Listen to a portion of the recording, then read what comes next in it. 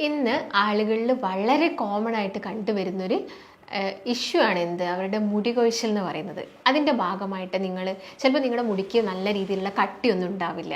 അതുപോലെ തന്നെ നിങ്ങളുടെ മുടി നല്ല രീതിയിൽ കൊഴിഞ്ഞും പോകുന്നുണ്ടാവും. ഈ സമയത്ത് മുടിക്കൊന്ന് കുറച്ചൊരു കട്ടി തോന്നാനൊക്കെ വേണ്ടിയിട്ട് ചിലപ്പോൾ നിങ്ങൾ ഹെയറിൽ ട്രീറ്റ്മെൻറ്റ് എടുത്ത ആളുകളായിരിക്കാം. അതായത് ഈ കെരാറ്റിൻ, അതുപോലെ തന്നെ ബൊട്ടോക്സ്, ഇങ്ങനെയുള്ള ട്രീറ്റ്മെൻറ്റ്സ് ഒക്കെ ഇന്ന് വളരെ കോമൺ ആണ്. ഇതൊക്കെ എടുത്തിട്ട് അങ്ങനെ എടുത്തു കഴിഞ്ഞാൽ നമ്മുടെ മുടി കുറച്ചും കൂടി ഒരു കാണാൻ ഭംഗി, അല്ലെങ്കിൽ മുടിക്ക് കുറച്ചും കൂടി ഒരു കട്ടി തോന്നുക, ഇതൊക്കെ നമ്മളിൽ പലരും ട്രൈ ചെയ്തൊരു കാര്യമാണ്. അപ്പം ഇങ്ങനെയൊക്കെ ചെയ്ത് കഴിഞ്ഞാലും ചിലപ്പം ആദ്യത്തെ കുറച്ച് നാളുകളിൽ നമ്മുടെ മുടിക്കാണെങ്കിലും വലിയ രീതിയിലുള്ള പ്രശ്നങ്ങളൊന്നും, ഡാമേജ് ഒന്നും സംഭവിക്കില്ല. പക്ഷെ നമ്മളത് പ്രോപ്പറായിട്ട് കെയർ ചെയ്ത് പോയിട്ടില്ലെങ്കിലൊക്കെ നമ്മുടെ ഹെയറിനൊക്കെ ഒരുപാട് ഡാമേജസും കാര്യങ്ങളൊക്കെ സംഭവിക്കും. അപ്പോൾ നിങ്ങൾ കണ്ടിന്യൂസ് ആയിട്ട് നമുക്ക് ഇങ്ങനെയുള്ള ട്രീറ്റ്മെൻറ്റ്സ് ചെയ്യാനും പറ്റില്ല. ഒരു തവണയോ അല്ലെങ്കിൽ ഒന്നോ രണ്ടോ തവണ ചിലപ്പോൾ നമുക്ക് ചെയ്ത് ആ ഒരു കാര്യം കീപ്പായിട്ട് പോകാൻ പറ്റുന്നുണ്ടാവും. പക്ഷേ നമുക്ക് എപ്പോഴും നമുക്കിങ്ങനെ മുടിയിൽ ഓരോ ട്രീറ്റ്മെൻറ്റ് ചെയ്യാൻ പറ്റില്ല. അതും നമുക്ക് മറ്റുള്ള ആരോഗ്യ പ്രശ്നങ്ങൾ, നിങ്ങളെല്ലാവരും കേട്ടിട്ടുണ്ടാവും, ഈ കണ്ടിന്യൂസ് ആയിട്ട് കെരാറ്റിൻ ട്രീറ്റ്മെൻറ്റ് എടുത്തു, അതുപോലെ തന്നെ ബൊട്ടോക്സ് ചെയ്തു. അപ്പോൾ മുടിയിൽ നമ്മൾ തേക്കുന്നത് ഒരു ക്രീമാണ്. ഈ ക്രീം ഓവറായിട്ട് നിങ്ങളുടെ തലയൊട്ടിയിലൊക്കെ വന്നു ചേർന്നാൽ നിങ്ങളുടെ രക്തത്തിലൂടെ കിഡ്നിക്ക് പ്രശ്നങ്ങൾ വന്നു, ഇങ്ങനെയുള്ള ന്യൂസുകളൊക്കെ നമ്മൾ ഒരുപാട് കേൾക്കുന്നുണ്ട്. അപ്പോൾ നമുക്ക് ഒന്നോ രണ്ടോ തവണയൊക്കെ ചെയ്യുന്നത് കൊണ്ടൊന്നും വലിയ പ്രശ്നമല്ല. നമ്മൾ ഒരുപാട് ആഗ്രഹങ്ങളൊക്കെ, നമുക്ക് എന്തെങ്കിലും ഒരു ഫംഗ്ഷൻ വരാനോ അങ്ങനെയൊക്കെയുള്ള ആളുകളൊക്കെ ആണെങ്കിൽ നമുക്ക് അങ്ങനെയൊക്കെ ചെയ്യാം. പക്ഷെ നമുക്കത് എപ്പോഴും ചെയ്ത് നോക്കാൻ പറ്റത്തില്ല. അപ്പം നമുക്ക് ഒരു മുടി ഇങ്ങനെ കൊഴിഞ്ഞു പോകുന്നതുകൊണ്ട് മുടി കാണാനൊരു രസമില്ല, ഒരു ഭംഗിയില്ല, മുടിക്ക് ആ പണ്ടത്തെ പോലുള്ള ആ ഒരു കട്ടിയില്ല. അതിൻ്റെ ഒരു ഇങ്ങനെയുള്ള പ്രശ്നങ്ങൾ വന്നതുകൊണ്ടാണ് നമ്മൾ ഇങ്ങനെയുള്ള ട്രീറ്റ്മെൻ്റ് ഒക്കെ ചൂസ് ചെയ്യുന്നത്.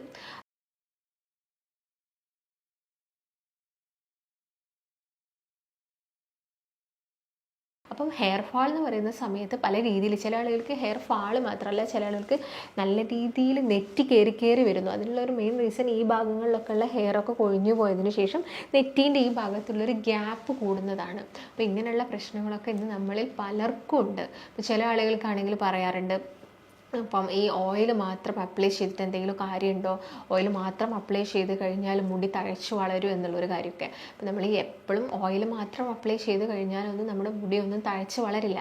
അപ്പം ഓൾറെഡി നമ്മൾ ഓയിൽ തലയിൽ അപ്ലൈ ചെയ്യുന്ന സമയത്ത് ഡോക്ടേഴ്സ് പറയുന്നത് നിങ്ങൾ ഓയിൽ മസാജ് ചെയ്യൂ എന്നാണ്. അപ്പോൾ ഓയിൽ മസാജ് ചെയ്യുന്ന സമയത്ത് ഈ സ്കാൽപ്പിന്, അതായത് നമ്മുടെ തലയോട്ടിയിലുള്ള സർക്കുലേഷൻ കൂടുകയാണ്. അപ്പോൾ സർക്കുലേഷൻ കൂടുന്നത് കൊണ്ട് ആ ഭാഗത്ത് ചെറുതായിട്ടൊക്കെ നമുക്ക് പോയ മുടിയൊക്കെ പെട്ടെന്ന് കിളിർത്ത് വരുന്നത് നിങ്ങൾക്ക് കാണാൻ വേണ്ടിയിട്ട് സാധിക്കും. അപ്പം ഉള്ള മുടി കുറച്ച് തിക്കായിട്ട് വളരുക, അല്ലെങ്കിൽ ആ ഓരോരോ ഹെയർ ഫോളിക്കിൾസ് തമ്മിലുള്ള ഗ്യാപ്പ് എന്ന് വെച്ചാൽ അടുപ്പിച്ച് നമുക്ക് ഹെയർ ഫോളിക്കിൾസ് ഉണ്ടായെങ്കിൽ മാത്രമേ നമ്മുടെ മുടിക്ക് നല്ല കട്ടി തോന്നുള്ളൂ.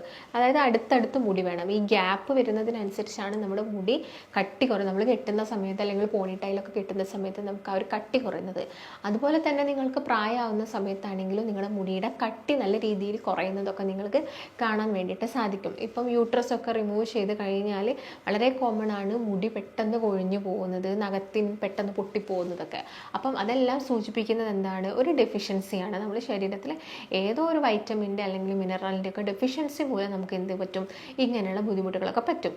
അപ്പം നിങ്ങളെ റീസൺസ് മനസ്സിലാക്കുക. എന്ത് കാരണം കൊണ്ടാണ് മുടി കൊഴിച്ചിൽ? തൈറോയിഡിൻ്റെ പ്രശ്നങ്ങളാണോ, അല്ലെങ്കിൽ രക്തക്കുറവ് ഉണ്ടെങ്കിൽ നമുക്ക് മുടി കൊഴിഞ്ഞു പോവാം, ഇല്ലെങ്കിൽ വിറ്റാമിൻ ഡി, കാൽഷ്യത്തിൻ്റെ ഒക്കെ കുറവ് ശരീരത്തിൽ വരുന്നുണ്ടെങ്കിൽ നമുക്ക് മുടി കഴിഞ്ഞു പോകാനുള്ള കാരണങ്ങളുണ്ട്.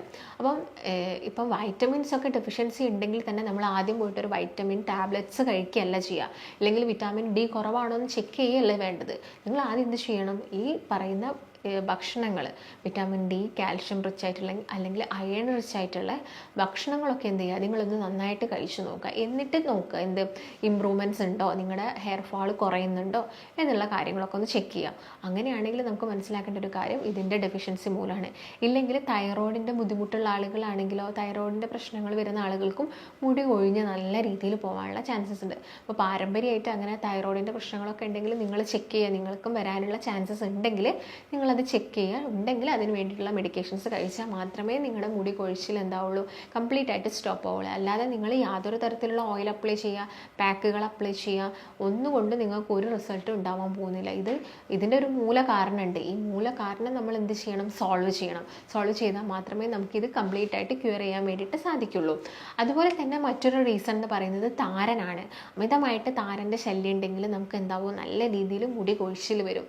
ആ താരൻ നമ്മുടെ ഹെയർ ഫോളിക്കിൾസിൽ വന്ന് കിടക്കും. അവിടെ പൊറ്റ പോലെ വന്ന് കിടക്കും താരൻ. നിങ്ങളെല്ലാവരും നോട്ട് ചെയ്തിട്ടുണ്ടാവും. താരൻ എന്ന് പറയുമ്പം അത്യാവശ്യം ഒരു സ്കെയിലി ആയിരിക്കും. നമ്മൾ ചീർപ്പ് കൊണ്ട് ചീവുന്ന സമയത്ത് ഇത് സ്കെയിലായിട്ട് പൊഴിഞ്ഞു വരുന്നത് നിങ്ങൾക്ക് നോട്ട് ചെയ്യാൻ പറ്റും. ഇതാണ് താരൻ എന്ന് പറയുന്നത്. അപ്പോൾ താരനാണെങ്കിലും അതിൻ്റെ ഒരു ബുദ്ധിമുട്ട് കിടക്കുന്നത് നമ്മുടെ വയറിലാണ്. അപ്പോൾ വയറ് ഓക്കെ അല്ല, നിങ്ങളുടെ ചീത്ത ബാക്ടീരിയാസിൻ്റെ എണ്ണം ഒരു പരിധിയിലായിട്ട് കൂടിക്കഴിഞ്ഞാൽ നിങ്ങളുടെ ഗട്ട് ഹെൽത്ത് ഓക്കെ അല്ല. അപ്പോൾ ഗട്ട് ഹെൽത്ത് ശരിയാക്കിയിട്ട് നിങ്ങൾ എന്തെങ്കിലും പാക്കുകളോ ഓയിലുകളോ ഒക്കെ അപ്ലൈ ചെയ്യുകയാണെങ്കിൽ നമുക്ക് താരൻ്റെ പ്രശ്നങ്ങൾ മാറ്റിയെടുക്കാൻ വേണ്ടിയിട്ട് സാധിക്കും. പിന്നെ ചില ആളുകൾ പറയുന്നതാണ് ഒരു ഏരിയയിൽ മാത്രം അവർക്ക് മുടി കിളിർത്ത് വരുന്നില്ല, അപ്പം എന്ത് ചെയ്തിട്ടും അവിടെ വരുന്നില്ല എന്ന്. അപ്പം നമുക്ക് ആയുർവേദത്തിലൊക്കെ ആണെങ്കിൽ പ്രച്ഛാന്നം പോലെയുള്ള ഒരുപാട് ട്രീറ്റ്മെൻറ്റ്സ് ഉണ്ട്.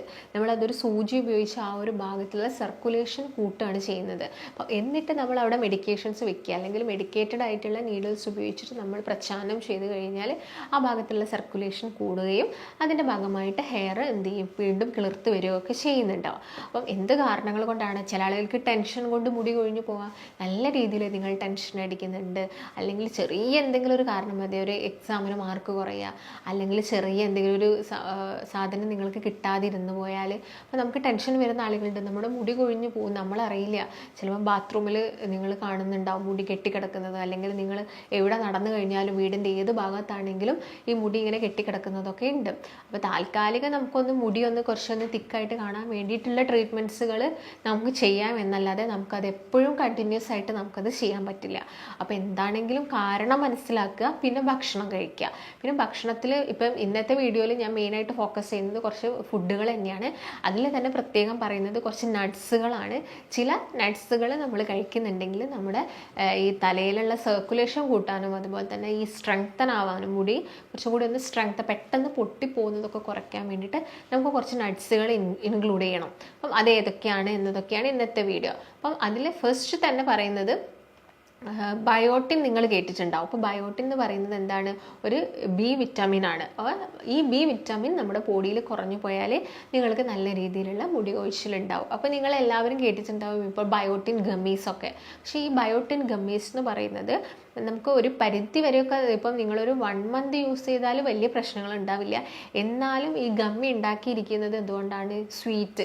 അതിൻ്റെ അകത്ത് എന്താണെങ്കിലും ഒരു ആഡഡ് ഷുഗർ ഉണ്ടായിരിക്കും. കാരണം അത് കുറച്ചൊരു സ്വീറ്റ് ആയിട്ടുള്ളതാണ് ആ ഗമ്മി, അഥവാ ഒരു ചോക്ലേറ്റ് പോലെ ഇരിക്കും അത്. അപ്പം ഇത് ബയോട്ടിൻ നമ്മുടെ ബോഡിയിലോട്ട് നമുക്ക് നാച്ചുറലി തന്നെ ഭക്ഷണത്തിലൂടെ നമുക്ക് ഇൻക്ലൂഡ് ചെയ്യാൻ സാധിക്കും. അപ്പം നിങ്ങൾ ഈ ഇങ്ങനെയുള്ള ഗമ്മീസും കാര്യങ്ങളൊന്നും ട്രൈ ചെയ്യേണ്ട. മാക്സിമം നിങ്ങളുടെ ഫുഡിലൂടെ ഈ ഒരു വൈറ്റമിൻ നിങ്ങളുടെ ബോഡിയിൽ അബ്സോർപ്ഷൻ ചെയ്യാൻ വേണ്ടിയിട്ട് ശ്രദ്ധിക്കുക. അപ്പം അതിന് നമുക്ക് കഴിക്കാൻ പറ്റുന്നത് ബയോട്ടിൻ കൂടുതലായിട്ടുള്ളത് ഒന്ന് നോൺ വെജ് ഫുഡിലാണ് കൂടുതലായിട്ടുള്ളത്. അപ്പം എഗ്ഗിലാണെങ്കിലും ഫിഷിലാണെങ്കിലും ഒക്കെ ഈ ബയോട്ടിൻ റിച്ച് ആണ്. അപ്പം നിങ്ങൾ നന്നായിട്ട് മുട്ട കഴിക്കുക. മുട്ട കഴിക്കുക എന്ന് പറയുമ്പോൾ എല്ലാ ദിവസവും ഒരു മുട്ട നിങ്ങളുടെ ഭക്ഷണത്തിൽ ഇൻക്ലൂഡ് ചെയ്യുക. അപ്പം അതുപോലെ തന്നെ എല്ലാ ദിവസവും ഫിഷോ അല്ലെങ്കിൽ നോൺ വെജ് ഐറ്റംസ് എന്തെങ്കിലുമൊക്കെ നിങ്ങളുടെ ഭക്ഷണത്തിൽ മാക്സിമം ഇൻക്ലൂഡ് ചെയ്യാൻ വേണ്ടിയിട്ട് ശ്രദ്ധിക്കുക.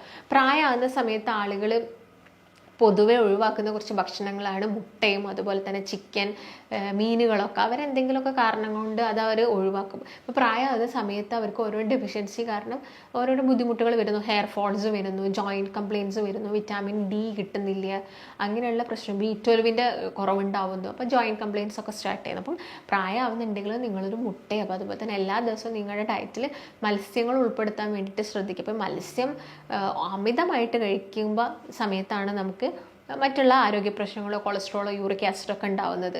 പക്ഷെ നമ്മൾ ഒരു പരിധിയിൽ വളരെ കറക്റ്റായിട്ട് ഫിഷ് നല്ല രീതിയിൽ പ്രോപ്പറായിട്ട് അത് കുക്ക് ചെയ്ത് കഴിക്കുന്നുണ്ടെങ്കിൽ യാതൊരു പ്രശ്നവുമില്ല. അപ്പം മത്തി അയലൊക്കെ ആണെങ്കിൽ 1-2 മത്തി അയലൊക്കെ നമുക്ക് എല്ലാ ദിവസവും കഴിക്കാം, യാതൊരു പ്രശ്നം ഉണ്ടാക്കുന്നില്ല. അത് ഫ്രൈ ചെയ്യുന്നത് ഒഴിവാക്കുക. അതുപോലെ തന്നെ വലിയ മത്സ്യങ്ങളാണെങ്കിലും ഒരു പീസൊക്കെ നമുക്ക് എല്ലാ ദിവസവും കഴിക്കാം. അതും നിങ്ങൾ ഈ പൊരിച്ച് കഴിക്കുക, ഓവർ എണ്ണ ഹീറ്റ് ചെയ്തിട്ട് കുക്ക് ചെയ്യുക, അതൊക്കെ ഒന്ന് ശ്രദ്ധിക്കുകയാണെങ്കിൽ യാതൊരു തരത്തിലുള്ള പ്രശ്നങ്ങളും നമ്മുടെ ബോഡിയിൽ ഉണ്ടാവുന്നില്ല. അപ്പം അതൊക്കെ എല്ലാ ദിവസവും കഴിക്കാം. അതുപോലെ തന്നെ ഈ മഷ്റൂം നിങ്ങൾ കേട്ടിട്ടുണ്ടാവില്ലോ, കൂണൊക്കെ. അപ്പോൾ കൂണൊക്കെ നമ്മൾ കഴിക്കുന്നതൊക്കെ നമ്മുടെ ഈ ഹെയർ ഗ്രോത്തിനാണെങ്കിലും അതുപോലെ തന്നെ നിങ്ങളുടെ എല്ലിൻ്റെ ബലത്തിനാണെങ്കിലൊക്കെ വളരെയധികം നല്ലതാണ്. കാരണം അതൊരു വിറ്റാമിൻ ഡി റിച്ച് ആയിട്ടുള്ളൊരു സോഴ്സാണ്. അതുപോലെ തന്നെ ഈ ബയോട്ടിൻ കൂടുതലായിട്ടുള്ളതാണ് നട്ട്സുകളും സീഡ്സുകളും. അതിൽ സീഡ്സൊക്കെ പറയുകയാണെങ്കിൽ ഇപ്പം പംകിൻ സീഡ്സും നിങ്ങൾ സൺഫ്ലവർ സീഡ്സും ഒക്കെ കേട്ടിട്ടുണ്ടാവും. പക്ഷെ ഇതൊന്നും നിങ്ങൾ ഒരു ദിവസം ഒരു പരിധിയിൽ കൂടുതലായിട്ടുള്ള എമൗണ്ടിൽ കഴിക്കേണ്ട ആവശ്യകതയില്ല. ഡെയിലി നിങ്ങൾക്ക് 1 ടീസ്പൂൺ ചവച്ചരച്ച് വയ്ക്കാം. ഇല്ലെങ്കിൽ നിങ്ങൾ എന്തെങ്കിലും സാലഡ്സ് എടുക്കുന്നുണ്ടെങ്കിൽ അതിൽ ജസ്റ്റ് സ്പ്രിങ്കിൾ ചെയ്യാം, അതിൽ വെതറിയിട്ട് അത് നിങ്ങൾക്ക് കഴിക്കാം. ആ ഒരു രീതിയിൽ എല്ലാ ദിവസവും 1 ടീസ്പൂൺ മതി, അതിൽ കൂടുതൽ ആവേണ്ട ഒരു ആവശ്യകതയില്ല. അപ്പം കാരണം എല്ലാം തന്നെ ഒരു പരിധിയിൽ കൂടുതൽ കഴിക്കുന്ന സമയത്ത് ചിലപ്പോൾ നമ്മുടെ ബോഡിയിൽ അത് മറ്റെന്തെങ്കിലും ബുദ്ധിമുട്ടുകൾ ഉണ്ടാക്കും. അപ്പോൾ 1 ടീസ്പൂണൊക്കെ നമുക്ക് എല്ലാ ദിവസവും കഴിക്കാവുന്നതാണ്. പിന്നെ നിങ്ങൾ കണ്ടിന്യൂസ് ആയിട്ട് ഒരു 1 മന്ത് എടുത്തു കഴിഞ്ഞാൽ നിങ്ങൾക്ക് എന്ത് ചെയ്യാം, ഒരു 10 ഡേയ്സ് ഗ്യാപ്പ് കൊടുക്കാം, സ്റ്റോപ്പ് ചെയ്തിട്ട് വീണ്ടും നിങ്ങൾക്ക് സ്റ്റാർട്ട് ചെയ്യാം. ആ ഒരു രീതിയിൽ നിങ്ങൾ എന്ത് ചെയ്യുക, നിങ്ങളുടെ ഡയറ്റൊക്കെ ഒന്ന് ക്രമീകരിക്കാം. അതുപോലെ തന്നെ ബയോട്ടിൻ റിച്ച് ആയിട്ടുള്ള ഒരു ഫുഡാണ് സ്വീറ്റ് പൊട്ടറ്റോ അഥവാ മധുരക്കിഴങ്ങ് എന്ന് പറയുന്നത്. അപ്പോൾ മധുരക്കിഴങ്ങൊക്കെ കിട്ടുന്നുണ്ടെങ്കിൽ മാക്സിമം കഴിക്കുക. പണ്ട് കാലത്തൊക്കെ ആയിരുന്നെങ്കിൽ നന്നായിട്ട് നമ്മൾ മധുരക്കിഴങ്ങൊക്കെ വീട്ടിൽ തന്നെ വേവിച്ചിട്ട് കഴിക്കാമെന്ന്. പക്ഷേ ഇന്ന് വളരെ വളരെ കോമൺ അല്ലാതെ നമ്മൾ കാണുന്നൊരു ഫുഡാണ് ഈ മധുരക്കിഴങ്ങ് എന്ന് പറയുന്നത്. അപ്പം അത് കിട്ടുന്നുണ്ട്, കാണുന്നുണ്ടെങ്കിലൊക്കെ അത് വാങ്ങിയിട്ട് കഴിക്കാൻ വേണ്ടിയിട്ടൊക്കെ ശ്രദ്ധിക്കാം. അപ്പോൾ അതൊക്കെ നിങ്ങളുടെ ഭക്ഷണത്തിൽ ഇൻക്ലൂഡ് ചെയ്യുക, കാരണം ബയോട്ടിൻ റിച്ച് ആണ്. പിന്നെ നിങ്ങൾ ഇൻക്ലൂഡ് ചെയ്യേണ്ട കുറച്ച് നട്ട്സുകളാണ്. നിങ്ങൾക്ക് അഫോർഡ് ചെയ്യാൻ പറ്റുന്ന നട്ട്സുകൾ നിങ്ങൾ കഴിക്കുക. ഇതിൽ ഫസ്റ്റ് തന്നെ പറയുന്നത് ഹേസൽ നട്ട്സ് ആണ്. നിങ്ങൾ ഹേസൽ നട്ട്സ് ഇപ്പോൾ നിങ്ങൾ സൂപ്പർ മാർക്കറ്റ്സിലൊക്കെ പോവുകയാണെങ്കിൽ നമുക്ക് അവിടെ സെപ്പറേറ്റ് ആയിട്ട് തന്നെ ഓരോ നട്ട്സിൻ്റെ പേരും അവിടെ എഴുതിയിട്ടുണ്ട്. അപ്പോൾ അതിലുള്ള ഒരു നട്ട്സാണ് ഹേസൽ നട്ട്സ്. ഹേസൽ നട്ട്സിൽ വിറ്റാമിൻ സി കൂടുതലായതുകൊണ്ട് തന്നെ നമ്മുടെ സ്കാൽപ്പിലുള്ള സർക്കുലേഷനൊക്കെ കൂട്ടാൻ വേണ്ടിയിട്ട് ഇത് ഹെൽപ്പ് ചെയ്യുന്നുണ്ട്. അപ്പോൾ അത് കിട്ടുന്നുണ്ടെങ്കിൽ എല്ലാ ദിവസവും കുറച്ച് വീതം കേട്ടോ, ഒരു പരിധിയിൽ കൂടുതൽ ഇതാവാനും പാടില്ല. അപ്പം ചെറിയൊരു എമൗണ്ടിൽ എല്ലാ ദിവസവും കഴിക്കുക. അതുപോലെ തന്നെ പീനട്ട് അഥവാ കടലയിലുണ്ടല്ലോ, സാധാ നിങ്ങളുടെ നിലക്കടല എന്ന് പറയുന്നത്, അത് നമ്മൾ നന്നായിട്ട് കഴിക്കുക. പീനട്ടിൽ പ്രോട്ടീൻ കൂടുതലാണ്, മുടിക്കൊക്കെ നല്ല രീതിയിലുള്ള കട്ടി തരും. അപ്പം നന്നായിട്ട് പീനട്ട്സൊക്കെ കഴിക്കുക. പിന്നെ പീനട്ട്സ് ആണെങ്കിൽ ഡെയിലി ഒരു കൈപ്പിടി കഴിച്ചാൽ മതി, അതും അമിതമാവേണ്ട ആവശ്യമില്ല. കാരണം പ്രോട്ടീൻ ഓവറായാലും നമ്മുടെ ബോഡിക്ക് അത് പ്രശ്നമാണ്. അപ്പോൾ എല്ലാം അതിൻ്റെ ലിമിറ്റഡ് ആയിട്ടുള്ള അളവിൽ നിങ്ങൾ കഴിക്കുന്നുണ്ടെങ്കിൽ നമ്മുടെ ശരീരത്തിന് യാതൊരു രീതിയിലുള്ള പ്രശ്നങ്ങളും ഉണ്ടാക്കില്ല. അതെല്ലാം തന്നെ നമ്മുടെ ബോഡിക്ക് വേണം. ഇപ്പം ഞാൻ നേരത്തെ പറഞ്ഞ പോലെ ഹെയറിനാണെങ്കിലും നെയിലിനാണെങ്കിലും ബോൺസിനാണെങ്കിലും എല്ലാത്തിനും ഇതിൻ്റെ ഒരു ഡെവലപ്മെൻറ്റിന് ഈ പറയുന്ന ഭക്ഷണങ്ങളൊക്കെ അത്യാവശ്യമാണ്. പിന്നെ കാഷ്യൂനട്ട് നമുക്ക് എല്ലാവർക്കും ഭയങ്കര വളരെ ഇഷ്ടത്തോടു കൂടി നമ്മൾ കഴിക്കുന്നതാണ് കാഷ്യൂനട്ട്. കാഷ്യൂനട്ടിൻ്റെ അകത്താണെങ്കിലും കോപ്പർ കൂടുതലാണ്. കോപ്പർ കൂടുതലായതുകൊണ്ട് നമ്മുടെ ഈ ഹെയറിൻ്റെ ഈ ഒരു കറുത്ത നിറം അത് മെയിൻറ്റെയിൻ ചെയ്യാൻ വേണ്ടിയിട്ട് ഹെൽപ്പ് ചെയ്യുന്നുണ്ട്. അപ്പം അങ്ങനെയാണെങ്കിൽ കൂടിയും നമുക്ക് കാഷ്യൂനട്ട് ഒരു ദിവസം നമുക്ക് മാക്സിമം ഒരു 8 കാഷ്യൂനട്ടൊക്കെ കഴിച്ചാൽ മതി. ഒരാൾ ഹെൽത്തി ആയിട്ടുള്ള ഒരു വ്യക്തിയാണെങ്കിൽ ഒരു 8 കാഷ്യൂനട്ടോളം നമ്മൾ ഒരു ദിവസം കഴിച്ചാൽ മതി. അതുപോലെ തന്നെ നിങ്ങൾക്ക് കഴിക്കാൻ പറ്റുന്നൊരു നട്ട് നിങ്ങളൊക്കെ കേട്ടിട്ടുണ്ടാവും, പൈൻ നട്ട്സ് എന്ന് പറയും. അപ്പോൾ ഈ പൈൻ നട്ട്സ് ഇപ്പോൾ നമ്മുടെ മാർക്കറ്റ്സിലൊക്കെ അവൈലബിൾ ആണ്. ഇതിൻ്റെ അകത്താണെങ്കിലും അയൺ കൂടുതലാണ്. അതുകൊണ്ട് തന്നെ ഇത് നമ്മുടെ സർക്കുലേഷൻ, സ്കാൽപ്പിൽ വരുന്ന സർക്കുലേഷൻ കൂട്ടുന്നു, ഹെയർ ഗ്രോത്ത് ഉണ്ടാക്കുന്നു. അതുപോലെ തന്നെ സർക്കുലേഷൻ ഹെൽപ്പ് ചെയ്യുന്ന ഒന്നാണ് നമ്മൾ മസാജ് ചെയ്തു, കൈ കൊണ്ടൊക്കെ നന്നായിട്ട് നമ്മുടെ സ്കാൽപ്പിൽ മസാജ് ചെയ്ത് കൊടുക്കുക വെറുതെ ഇരിക്കുന്ന സമയത്ത്. പിന്നെ മുടി കൊഴിച്ചിലൊക്കെ നോർമലി ചെറിയൊരു എമൗണ്ടിൽ മുടി കൊഴിയുന്നതൊക്കെ വളരെ സ്വാഭാവികമാണ്. നമുക്ക് തീരെ മുടി കൊഴിഞ്ഞില്ലെങ്കിലും പ്രശ്നമാണ്.